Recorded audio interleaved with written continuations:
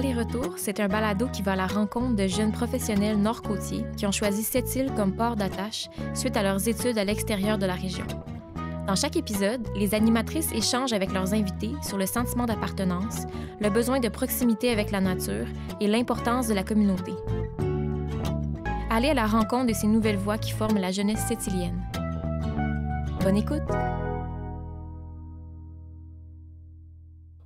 Super! Ça fait que ça tourne pour tout le monde? C'est parti! Donc, dans l'épisode d'aujourd'hui, on reçoit Simon Poirier, officier de navigation, que je connais. J'aimerais préciser que je connais depuis la 2e année du primaire. Bonjour, Simon. Bonjour, oui. Bienvenue sur le podcast. Je me souviens de toi en 2e année. À vous, hein? Non, mais c'est comme un fait cocasse. Ah oui. On aimerait ça commencer avec une description de ta part, de ton métier. Parce que c'est pas tous les jours qu'on rencontre des officiers de navigation. Ah, OK. Ben, pour faire une histoire simple, moi, je travaille dans la marine marchande sur les bateaux. Donc, les... C'est quoi, parenthèse, c'est quoi la marine marchande? Oui. OK. Parce que moi, j'ai pas la toune des... C'est quoi les cowboys fringants, là? Je sais plus. C'est bon. Donc, la marine marchande, dans le fond, c'est tous les bateaux qui transportent des marchandises ou des passagers. Donc, d'un point A au point B. Donc, ces bateaux-là, ils ont besoin de personnes compétentes pour les conduire, les opérer. Donc, moi, dans le fond, vous avez tout un peu une idée de qu'est-ce que ça fait un capitaine. Mais le capitaine, il ne peut pas être debout 24 heures sur 24. Un bateau, ça fonctionne 24 heures sur 24. Ouais. Donc, il y a besoin de 3 personnes en dessous qui vont se séparer 24 heures dans une journée, dans le fond, en bloc de 4 heures. Donc, tu en fais 2, tu travailles 8 heures. Puis, tu prends toutes les décisions à la place du capitaine. Donc, tu conduis le navire, tu gères les opérations, tu charges, Fait que t'es tu comme décharges. Donc, capitaine, dans le fond. t'es comme capitaine pendant ce Ouais. temps-là. Puis le capitaine, c'est la ressource ultime. Fait que quand tu as un problème, quand tu l'appelles, puis il va Ouais. venir faire sa job. OK. Puis tu as des horaires quand même un petit peu atypiques de ce que je comprends. C'est que tu Oui. pars, mettons, sur un bateau, puis tu reviens... Combien de sait temps pas après, quand. mettons? Tu sais-tu à peu près des fois Ça dépend du travail pour quelle compagnie, ça dépend c'est quoi les contrats, mais souvent, je pars un minimum d'1 mois, ça peut aller jusqu'à 3-4 mois. C'est ce que j'ai fait dans les dernières années. C'est Tu quand même... fais le tour de l'Afrique dans ton bateau ou tu restes plus dans le coin du Canada? toi? Moi, je travaille vraiment dans l'Est du Canada. Donc, Ok. je suis allé jusqu'à Halifax, je suis allé à Terre-Neuve. Mais principalement, la compagnie pour laquelle je travaille, vraiment, c'est les Grands Lacs, dans laquelle elle opère. Fait qu'elle vient la plupart de ces bateaux viennent jusqu'à Port-Cartier, Ok. en montant jusqu'au fin fond des Grands Lacs, donc Thunder Bay ou Chicago. Fait que, mettons, une journée, ça ressemble à quoi pour toi? Une journée typique de travail? Parce Une que... journée typique de travail? Ouais. Ben moi, présentement, je suis principalement 3e officier ou 2e officier, donc je fais soit la 8-12, donc de 8 h le matin à midi, et de 8 h le soir à minuit, ou encore 2e officier, fait que ça, c'est la 12-4, donc minuit à 4, midi à 4. Donc, c'est pas compliqué, tu te lèves, tu t'en vas manger, fait que t'as tout le temps des repas de près. Dans le fond, on a comme la galée en anglais, fait que c'est comme une cafétéria. Que tu te lèves, tu douches, tu vas manger. Tu montes, tu vas travailler 4 heures. Après ça, souvent, tu as des devoirs supplémentaires, fait que on a toutes des responsabilités de plus. Donc, c'est soit des équipements de sécurité qu'il faut faire des inspections, les cartes, faire les routes d'avance. Fait une fois que ça, c'est souvent, ça prend 2-3 heures de plus par jour. Fait que tu travailles 8 à 11 heures de façon quotidienne. C'est souvent ce que tu fais. Après ça, tu essaies d'aller faire une petite sieste parce que tu travailles comme un 4-5 heures. Tu as un 4-5 heures off. Fait que tu fais une petite sieste parce que tu veux tout le temps être tu veux tout le temps être frais, mais fatigué en même temps. Parce que tes heures de repos, tu sais jamais quand est-ce que tu vas les avoir. Ah, OK. Ouais. Fait que, puis on peut tout le temps t'appeler pour travailler jusqu'à 18 heures en ligne. Ah, ouais, c'est 18 heures, 18 c'est heures. intéressant, ça. Fait que tu veux tout le temps pouvoir dormir un 3-4 heures. Oh my God, 18 Pour te heures. dire, je peux aller, je vais faire jusqu'à mon 18 heures. Une fois que tu as Ouais, 18 faut heures, que tu as tu 6 heures t'offres. confirmées. Fait que, tu sais, il faut tout le temps que tu sois assez reposé, mais Mm-hmm. pas trop, parce que si on te dit, tu travailles juste 4 heures, il faut que tu t'ailles te reposer parce que tu vas en travailler 18 heures. Ouais. Mais là, il faut que tu sois capable de dormir avant ton 18 heures. Qu'est-ce qui te passionne le plus dans ton travail? Ça, j'en ai aucune idée. Je pense que c'est l'aventure. Mais j'avoue que c'est une aventure, un Ben mois oui. si bol. Oui. Tu sais, quand t'embarques, tu sais pas quand tu débarques. Ouais. Souvent, on m'appelle, on me dit, hey, on a un contrat d'urgence, t'embarques 1 mois, puis au bout de 2 mois et demi, je suis pas encore débarqué. Là, Par contre, comment que je peux dire, au niveau des points de vue, tu sais, je pense que j'ai la plus belle fenêtre dans mon bureau. Ben, c'est clair. Moi, j'ai des photos. Des couchers de soleil des sur couchers, le des fleuve, de couchers tous de les bords, soleil tous les sur le côtés. fleuve. Ouais, c'est ça. Un coucher de soleil sur mer, c'est super beau. mais Ouais. Le plus beau, c'est un coucher de soleil sur terre, vu de la mer. OK, ouais. Oh, ouais, très fort. Très bien dit. Il n'y a pas grand monde qui le voit, ce coucher. Non, Parce qu'on le voit non. pas tous les soirs, mettons, à part Non. toi, genre. C'est-tu un métier que tu as toujours voulu faire? C'est-tu comme quelque chose auquel Non. tu aspirais? Non, pas du tout. Dans le fond, j'ai fait mon secondaire, je savais pas ce que je voulais faire. Ouais. J'étais bon à l'école. Je me suis dit, pourquoi pas, je vais m'essayer, je vais aller au cégep. J'ai fait mes sciences nature. Je savais pas ce que je voulais faire. Je me suis dit, je vais aller en ingénierie à l'université. Ça n'a pas fait. Fait que rendu là. T'étais où, excuse, pour ton truc de ingénierie, t'as commencé? Je suis allé à l'Université Laval. Université Laval. Donc, ok, j'ai fait ok. 1 an. Au bout de 6 mois, je me suis rendu compte assez rapidement que c'était pas trop pour moi. Je parlais à mes pairs, on parlait des projets qu'on faisait, puis tout le monde tripait en disant hey, j'ai ajouté telle affaire au travail, hey, j'ai fait telle affaire. Le petit extra de plus, il y a des étoiles dans leurs yeux Ouais. qui brillaient. Puis moi, j'étais comme, j'ai fini le travail, puis je suis juste vraiment content de l'avoir fini parce que Ouais. ça me pue au nez. Fait que là, j'ai allumé, bon, c'est pas pour moi. Fait que j'ai cherché. Pas mal toutes les techniques au Québec qui s'offraient. Les autres bacs, qu'est-ce qui m'intéressait le plus dans ma deuxième session d'université. Fait que ça a été un grand succès, Ouais. cette session-là. Mais je me suis trouvé un plan B, c'était l'Institut maritime du Québec. Je me suis dit, je vais l'essayer. Je vais faire 1 an, puis après ça, je vais voir si j'aime ça ou non. Ouais. Puis je vais ajuster le tir en conséquence. Puis finalement, ça a été un bon changement de cap parce que je suis encore là-dedans. Changement de Fait cap. que c'est très bon jeu de mots. C'est à Rimouski, l'Institut maritime. Oui, c'est à Rimouski. Est-ce que tu as aimé? Tu sais, comment tu as vécu Rimouski? C'est-tu... C'est une super de belle ville. Ouais. Belle ville étudiante, une belle énergie qu'il y a là. Sérieusement, des fois, quand je pense à cette île, je me dis souvent, cette île pourrait prendre des idées sur Rimouski au niveau du développement durable, développement urbain. T'as nommé 2 bons points, là. Ouais. Oui, ben, Oui. tu sais, on est une ville qui est plus industrielle. Ouais, Donc, c'est ça, c'est pas la même histoire. C'est pas, c'est la même population. C'est pas la non même plus. histoire, c'est La même pas, grosseur. c'est pas le même background.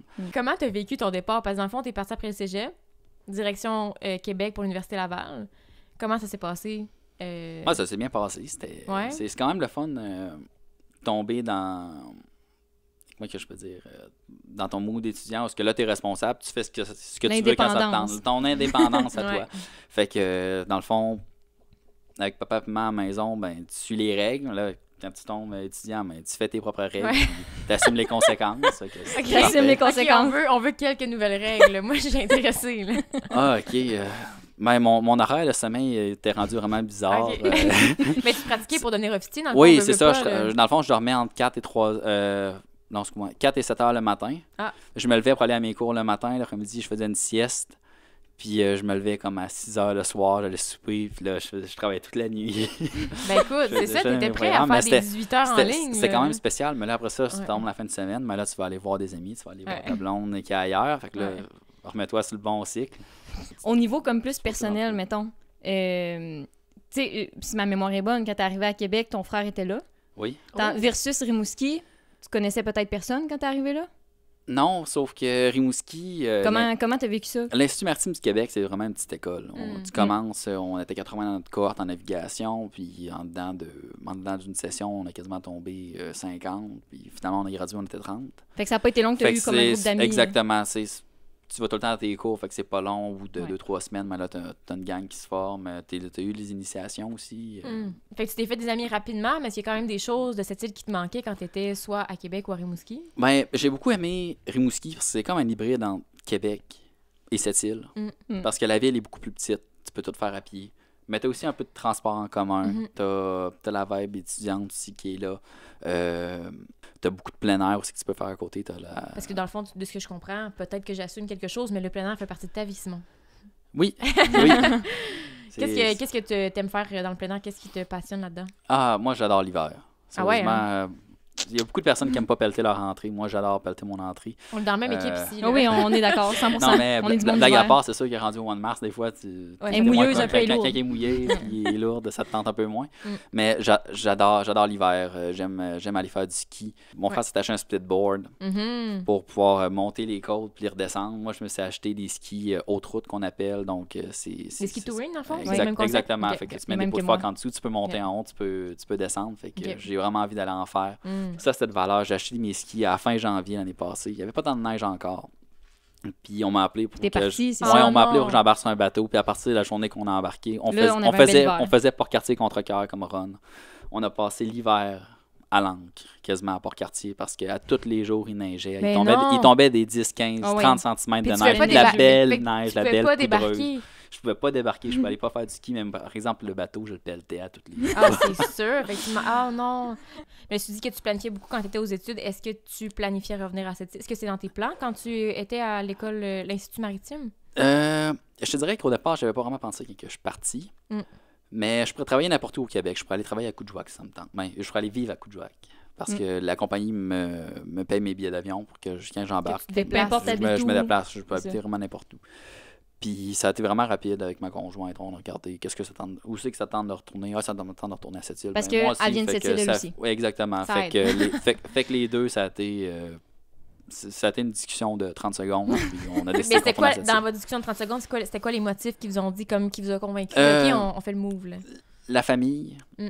l'organisation. Moi, je trouvais ça tannant. Comme dans la dernière année, quand j'étais à Rimouski, c'était la COVID. Fait que, en tout cas, elle était à Québec, on va faire sa maîtrise. Fait que j'allais souvent la voir à Québec. Des fois, j'avais une fin de semaine de 3 jours.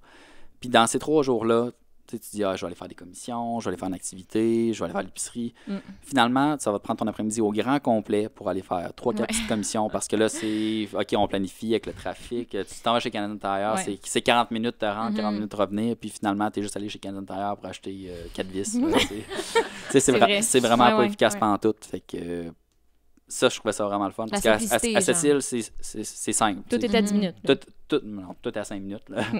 Quand t'étais en ville, 10, c'est tu ça. marches. Exactement. Fait que tu as vraiment au niveau de la qualité de vie, tu as vraiment plus de temps pour toi, je trouve. Parce que je trouve que je produis beaucoup plus dans une journée avec moins de temps. Mm. Puis Ouais, je le comprends. facteur stress, il n'est pas là, il est absent. Mhm.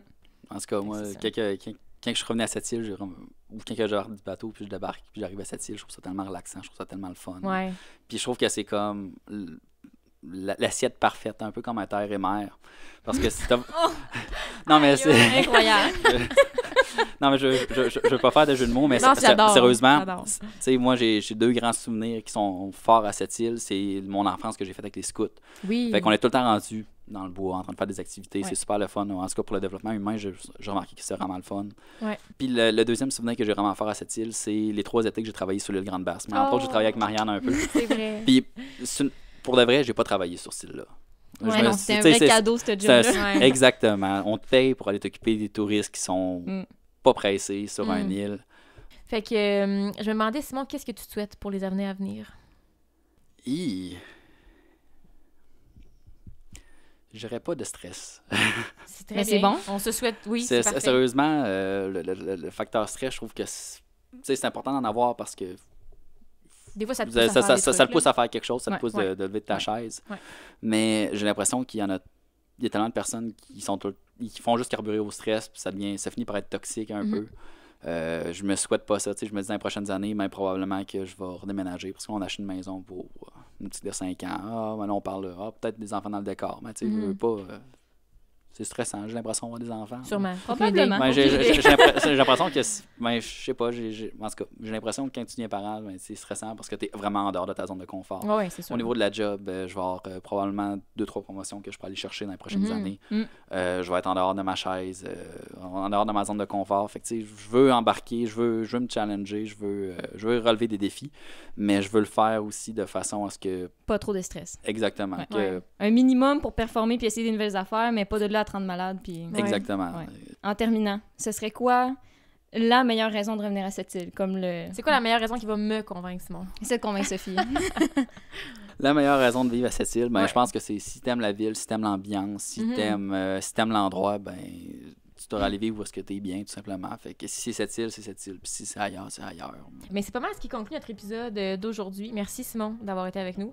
C'était un plaisir de te recevoir. Bon, sur ben le ça m'a podcast. fait plaisir. Merci de l'invitation. Puis désolé aux auditeurs qui ont dû m'écouter pendant une heure. Ben voyons, t'avais des très bons jeux de mots. On veut remercier l'atelier de la 8e île pour nous recevoir dans sa chaleureuse résidence, Benjamin Pro à la technique, Myriam Saucier à la logistique et aux photos et ma co-animatrice Marianne. Merci Sophie. Merci.